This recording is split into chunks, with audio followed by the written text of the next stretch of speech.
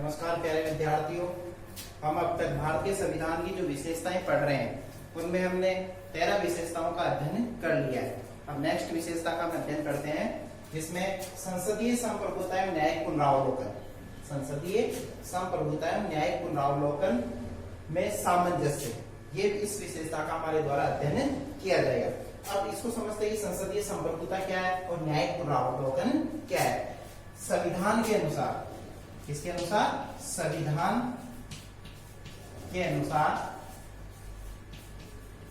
संसदीय संप्रभुता के बारे में बताया गया है कि संविधान के अनुसार इसमें क्या होता है? संसदीय संप्रभुता मतलब संप्रभु राष्ट्र, मतलब अपने आप में जो स्वतंत्र है वो राष्ट्र क्या करेगा कि संविधान के अनुसार कार्य करेगा। और संविधान के अनुसार कैसे कि संशोधन का उसको क्या होता है? अधिकार, मतलब कोई भी कानून है उसमें क्या कर सकता है? वो परिवर्तन कर सकता है। किसके अनुसार कर सकता है? संविधान के अनुसार वो परिवर्तन कर सकता है और उनके अंदर परिवर्तन करके कानूनों का क्या करता है? निर्माण। कानून का निर्माण उसके द्वारा किया जाता है। संविधान के अंदर संशोधन करने का अधिकार होता है और कानूनों के निर्माण करने का अधिकार इसके अंतर्गत दिया गया है। ठीक है। और इसी के साथ में न्यायिक पुनरावलोकन, न्यायिक पुनरावलोकन से तात्पर्य संविधान की व्याख्या से। इसकी संविधान की व्याख्या, संविधान का क्या करना होता है? इसमें एक्सप्लेन करना होता है, उसकी व्याख्या करना होता है। तो संसदीय संप्रभुता एवं न्यायिक पुनरावलोकन में सामंजस्य मतलब संविधान के अनुसार क्या कार्य करना होता है? न्यायिक व्यवस्था को किस रूप में कि एक तो संशोधन कर सकता है, परिवर्तन कर सकता है किसी भी कानून के अंदर और कानूनों का निर्माण कर सकता है। और न्यायिक पुनरावलोकन जिसके तहत संविधान की व्याख्या करने का अधिकार किसे दिया गया है? न्यायपालिका को दिया गया है। कोई कानून सही तरीके से नहीं बनाया गया तो उसमें परिवर्तन किया जा सकता है, उसके अंदर कुछ ऐसे संशोधन किए जा सकते हैं जो कि जनहितकारी होने चाहिए। इस तरीके से 14 विशेषता ये कंप्लीट है।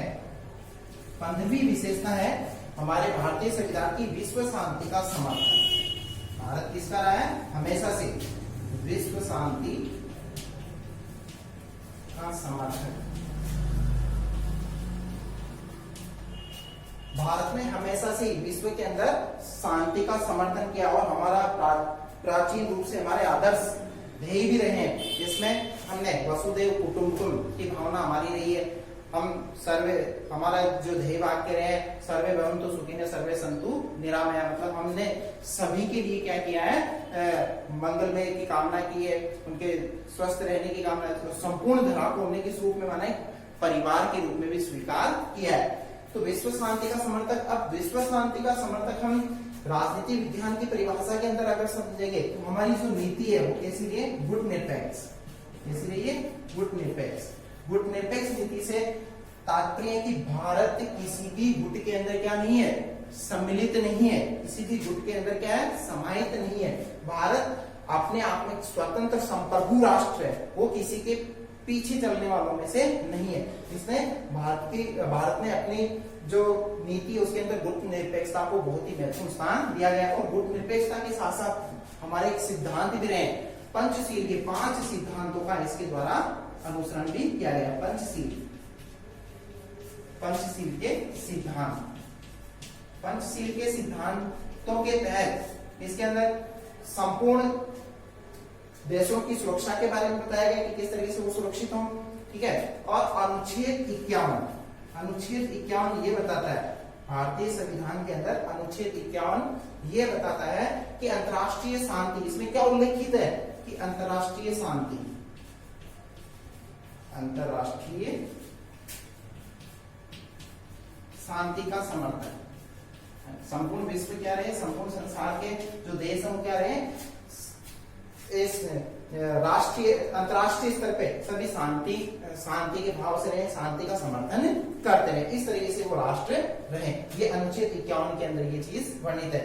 और सभी देशों के साथ, और हमारा जो ध्येय वाक्य है वो है सभी देशों के साथ, सभी देशों के साथ हमारा जो व्यवहार है वो कैसा होना चाहिए? सम्मान पूर्वक, सम्मान पूर्वक हमारा व्यवहार होना चाहिए। किसी के साथ में कोई भेदभाव नहीं होना चाहिए। सभी राष्ट्रों के जो साथ में संबंध है वो संबंध भी अच्छे होने चाहिए। इस तरीके से हमारा अनुच्छेद 51 ये बताता है कि अंतर्राष्ट्रीय शांति का समर्थक रहा है हमारा देश और सभी देशों के साथ में सम्मान पूर्वक व्यवहार भी होना चाहिए।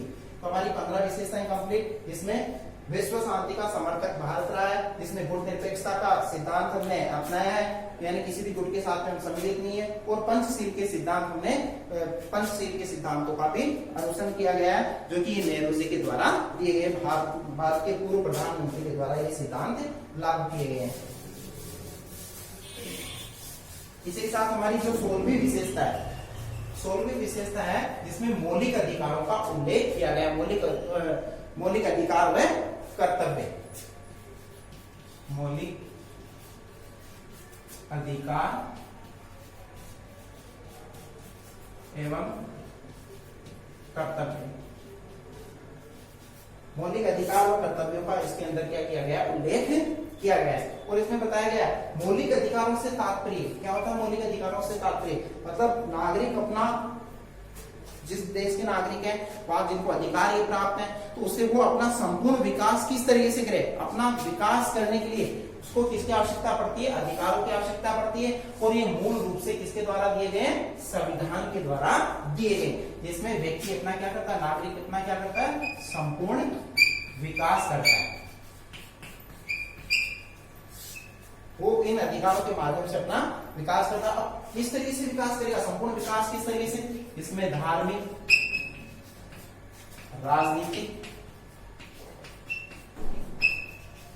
राजनीतिक व आर्थिक प्रत्येक रूप से सरकार उसे ये सुविधाएं प्रदान करे कि धार्मिक रूप से भी वो स्वतंत्र हो, किसी प्रकार का उस पर बंधन नहीं हो, किसी भी धर्म को वो अपनाने के मामले में स्वतंत्र हो। राजनीतिक रूप से मतलब सरकार के द्वारा उसे सरकार के अंदर आने की स्वतंत्रता होनी चाहिए, किसी भी वो पार्टी को अपनाए, किसी भी व्यक्ति को वो मत दे। आर्थिक रूप से सरकार उसके लिए रोजगार के अवसर उपलब्ध करवाए, उसे नौकरी पैसे सब कुछ सरकार के द्वारा उपलब्ध करवाने चाहिए। तो इस तरीके से ये संपूर्ण विकास इनके माध्यम से क्या कर सकता है, व्यक्ति कर सकता है, मौलिक अधिकारों के माध्यम से।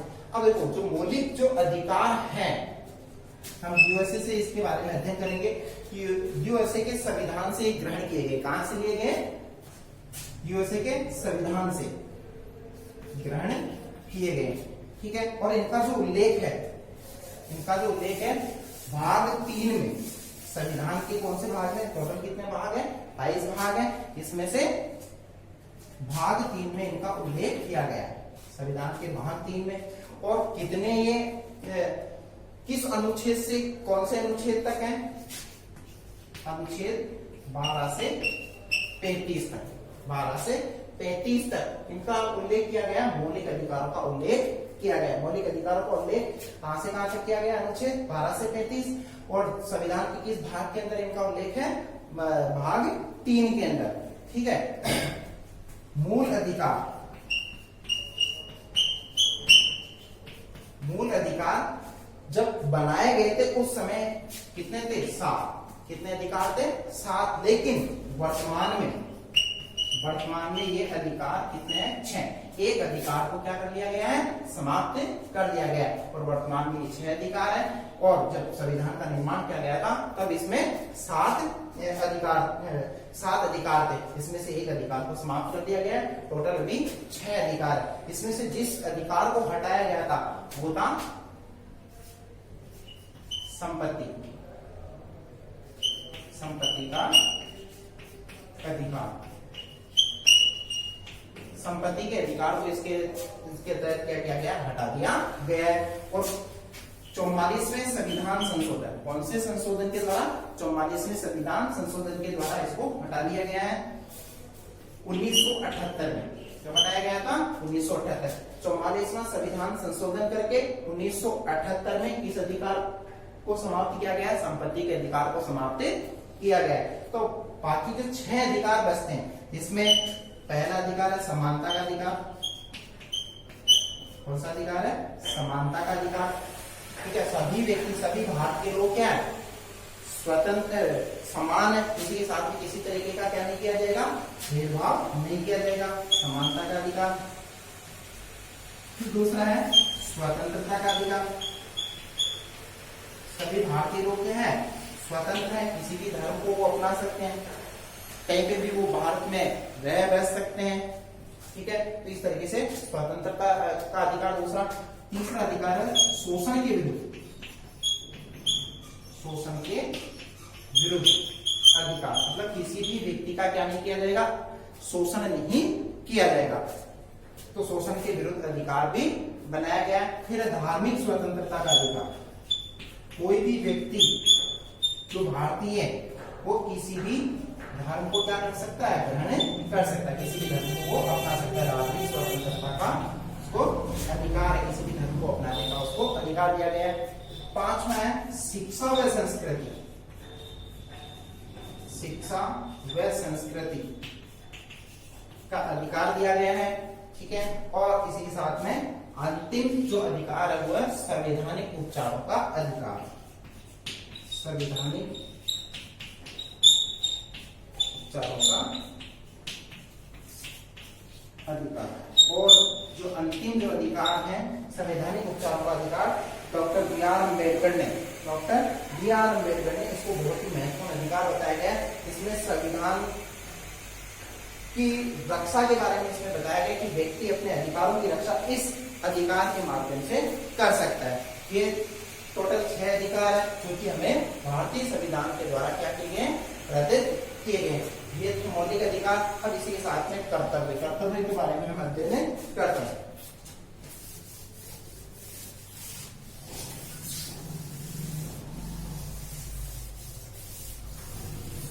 थोड़ी बहुत इसके बारे में जानकारी ग्रहण करते हैं कि कर्तव्य क्या है। कर्तव्य, मौलिक कर्तव्य जो हमें संविधान के द्वारा प्रदत्त है। मतलब आपको जो अधिकार प्राप्त है वो अधिकार आपको कब प्राप्त होंगे, जब आप क्या करेंगे, कर्तव्य का पालन करेंगे, आप इनका अनुसरण करेंगे, कर्तव्य का अनुसरण करेंगे, तब जाके आपको ये अधिकार प्रदत्त होते, तब जाके आपको ये प्राप्त होते हैं। ठीक है, इसी के साथ 42वें संशोधन, 42वें संवैधानिक संशोधन, कौन सा, 42वां संवैधानिक संशोधन के तहत क्या किया गया है कि 1976 के अंदर 76 के अंदर 42वें संविधान संशोधन के द्वारा 1976 के अंदर ये बताया गया, सरदार सरवण सिंह की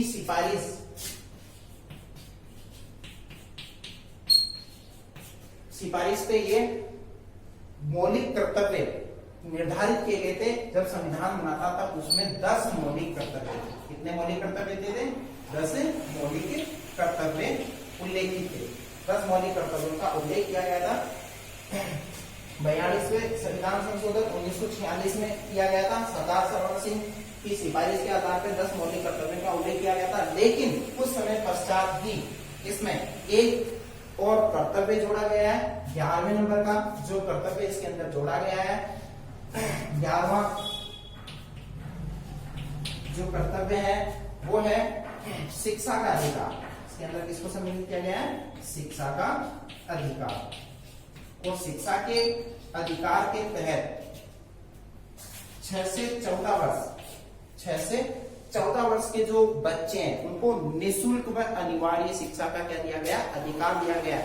यानी उसका कोई पैसा नहीं होगा। सरकार के द्वारा ऐसा नियम बनाया गया है।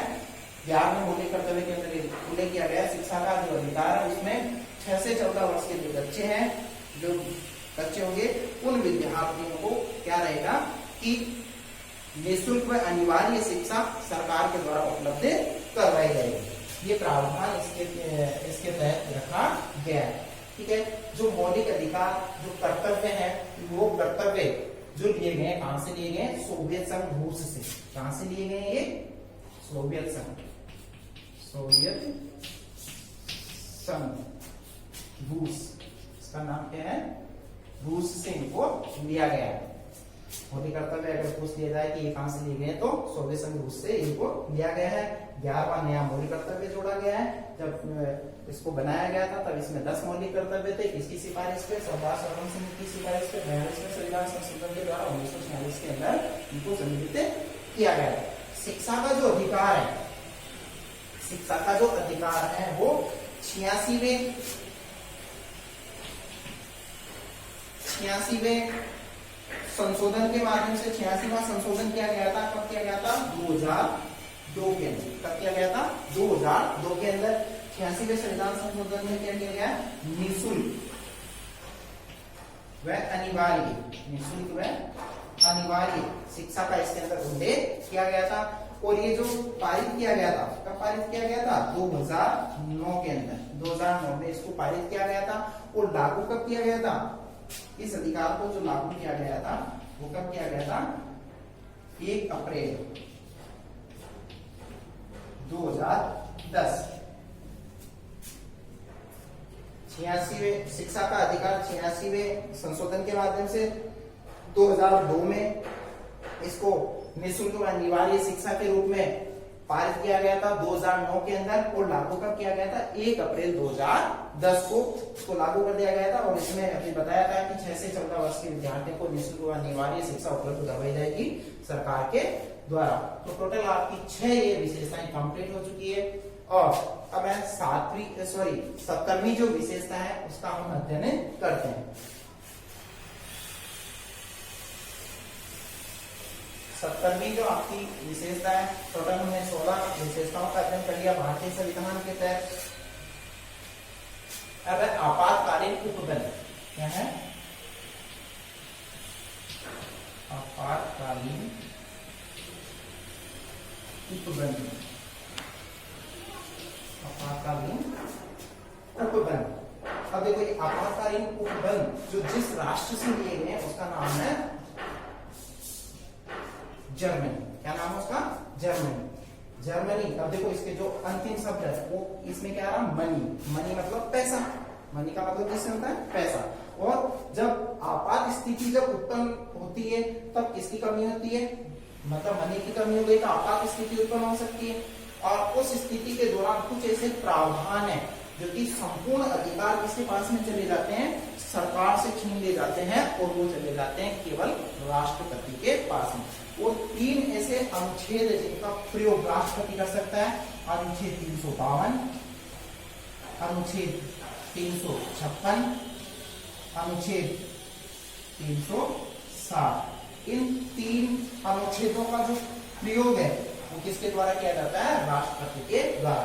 और उनको बोला जाता है राष्ट्रपति शासन, यानी राष्ट्रपति के द्वारा संपूर्ण अधिकार अपने इन अनुच्छेदों का प्रयोग केवल राष्ट्रपति के द्वारा किया जाता है। पहला है 352। 352 जो अनुच्छेद है इसका प्रयोग राष्ट्रीय आपात के समय कब लगता है? राष्ट्रीय आपात की स्थितियां उत्पन्न हो जाए। और राष्ट्रीय आपात की जो स्थितियां कब उत्पन्न होती है? जब विद्रोह की स्थितियां उत्पन्न हो जाए, यानी राष्ट्र के अंदर ही विद्रोह, कई ऐसे मजहब के लोग या कई ऐसे धार्मिक रूप से या किसी भी रूप से जातीय विद्रोह अगर उत्पन्न होने लग जाए तो उस समय राष्ट्रीय आपात की घोषणा की जा सकती है। या फिर युद्ध की स्थिति उत्पन्न हो जाए, बाहरी आक्रमण हो जाए तो उस दौरान राष्ट्रीय आपात लगाया जा सकता है। 352 का प्रयोग किया जा सकता है। और इसकी घोषणा जो आधिकारिक जो घोषणा किसके द्वारा की जाती है? राष्ट्रपति के द्वारा। इसकी घोषणा किसके द्वारा की जाती है? राष्ट्रपति के द्वारा। राष्ट्रपति इसकी घोषणा करता है। घोषणा कौन करेगा इसकी? राष्ट्रपति के द्वारा इसकी घोषणा की जाती है। अगर 356 होता है राष्ट्रपति शासन, इसे कहते हैं राष्ट्रपति शासन। और ये राष्ट्रपति शासन कब होता है? जब किसी राज्य के अंदर संवैधानिक स्थिति मतलब सरकार चलने की स्थिति सही नहीं हो, सरकार सही तरीके से नहीं चल पा रही हो, उस समय संपूर्ण व्यवस्थाएं या किसी राज्य में आए दिन अराजकता फैल रही हो, लगातार दंगे हो रहे हो, तो उस दौरान वो संपूर्ण शासन व्यवस्था किसके द्वारा ले ली जाती है? राष्ट्रपति के द्वारा ले ली जाती है। तो राष्ट्रपति के पास में संपूर्ण जो संवैधानिक तंत्र के विफल होने में, संवैधानिक तंत्र की विफलता, संवैधानिक तंत्र की विफलता के दौरान क्या किया जाएगा? राष्ट्रपति उस राज्य की सरकार की शक्तियां अपने पास में ले लेते हैं, राष्ट्रपति शासन वहां पे लागू हो जाता है। तो इस तरीके से राष्ट्रपति शासन वहां पे लागू। और सबसे सर्वाधिक बार जो राष्ट्रपति शासन लागू हुआ है वो कहां पे लागू हुआ? पंजाब के अंदर। कहां पे लागू हुआ? पंजाब में सबसे ज्यादा। और ये केवल विशेषताओं के दौर में हम पढ़ रहे हैं, विशेषताओं के लिए हम पढ़ रहे हैं, इसके लिए केवल सामान्य जानकारी होना जरूरी है और यही बड़े रूप में इसको पूछ लिया जाए, अगर व्याख्या पूछ ली जाए तो उस दौरान इसके बारे में और आगे के अध्ययनों के अंदर इसमें संपूर्ण इसका उल्लेख किया गया, उसका अध्ययन इसमें विस्तार रूप से इसको लिखना होता है। फिर 360 होता है वित्तीय आपात, मतलब देश में किसकी कमी हो जाए, धन की कमी हो जाए, धन की कमी हो जाए, उस दौरान कौन सा शासन लगेगा, वित्तीय आपातकाल की घोषणा की जा सकती है, राष्ट्रपति के द्वारा ही की जाती है, इसके द्वारा की जाती है, राष्ट्रपति के द्वारा इसकी घोषणा की जाती है। तो 360 जो वित्तीय आपातकालीन वित्तीय आपात है, धन की कमी होने की स्थिति के अंदर 360 का प्रयोग किया जा सकता है। तो आपातकालीन उपबंध जो कि कहां से लिए गए, जर्मनी से लिए गए, और इसमें 3 जो अनुच्छेद उनका प्रयोग किसके द्वारा किया जाता है, राष्ट्रपति के द्वारा किया जाता है। 352 राष्ट्रपति राष्ट्रीय आपात की स्थिति उत्पन्न हो जाए, युद्ध की स्थिति उत्पन्न हो जाए, बाहरी आक्रमण या आंतरिक विद्रोह उत्पन्न हो जाए, तो उस दौरान इस 352 का प्रयोग किया जाता है, ये राष्ट्रपति के द्वारा घोषणा की जाती है। 356 जो कि राष्ट्रपति का शासन होता है और संवैधानिक तंत्र की विफलता के दौरान इसको लागू किया जा सकता है। और 360 जो कि वित्तीय उपबंध है, वित्तीय स्थिति उत्पन्न होने के दौरान यानी धन की कमी होने के दौरान इस 360 का प्रयोग किया जा सकता है। तो इस तरीके से हमने अब तक 16 विशेषताओं का हमने 17 विशेषताओं का हमने क्या कर लिया, अध्ययन कर लिया। आशा करता हूँ कि आप लोगों को समझ में आया होगा और बाकी बची हुई जो विशेषताएं उनको नेक्स्ट क्लास के अंदर अध्ययन किया जाएगा। धन्यवाद।